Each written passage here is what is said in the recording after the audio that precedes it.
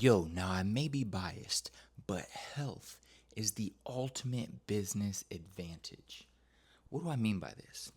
So, performance, your leadership, and your ability to scale as a executive or a founder or CEO in a company is essential.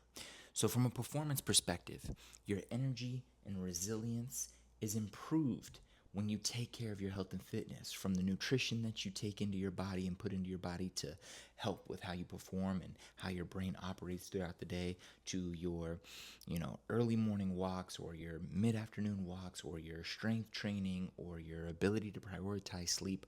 All of these things have direct contributions to your overall energy and ability to um, sustain performance through stressful times. It is backed by tons of research.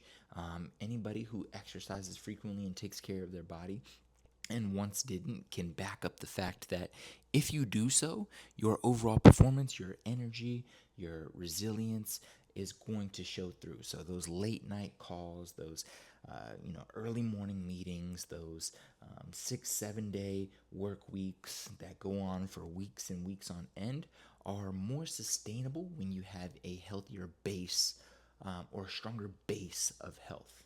Okay, and now as we move on, leadership. See, oftentimes when we think about leadership, we think simply about the ideas of the founder or the ideas the executives or CEOs bring to the table. And although ideas and strategy is important, what's also important is the energy that you bring to the table when you're speaking about these ideas. Leaders create ideas, but they also create the energy that flows through to the team so that you guys execute on these things fast. Okay, so teams mirror energy, they don't simply mirror ideas. The idea and the energy behind the idea and your ability to sell that idea and execute on it when pitching it to a group of people or to your team is just as essential. So if you're coming in 2 hours of sleep, overweight, not well nourished, haven't exercised in weeks, your lower back hurts, your neck is cranky, your idea may be powerful, but your ability to sell that idea to a team, to bring energy to flow and punch into your team so that they go out there and execute is going to be pretty low.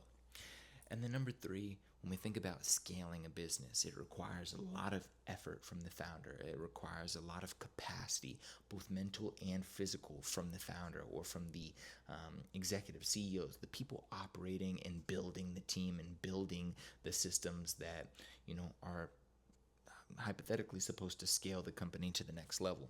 But a business can't outgrow founders' capacity. So if you, as a founder, do not have the capacity to show up as much as you need to show up, you don't have the capacity to be there for 12, 14-hour days, you don't have the energy to bring to the table 7 days a week, 365 throughout the first, 1 to 5 years of a business, then the likelihood that that business, thrives and takes off is really low.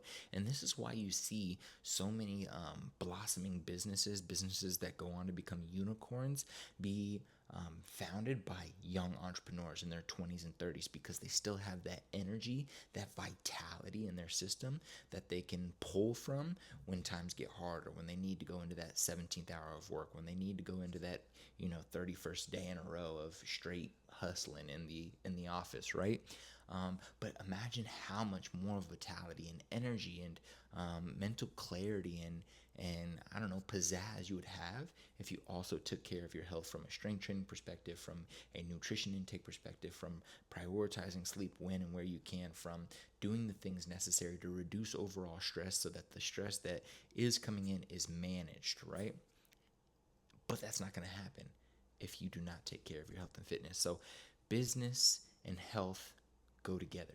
And health is the ultimate business advantage when you think about it in the long term.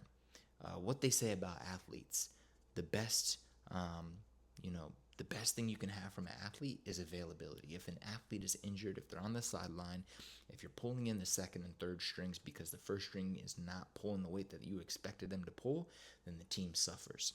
So take that into consideration when you're thinking about, do I have time to exercise? Do I have time to take care of my health? Do I have time to eat well? Do I really, want to prioritize my sleep? Yes, you do, because your business relies upon it.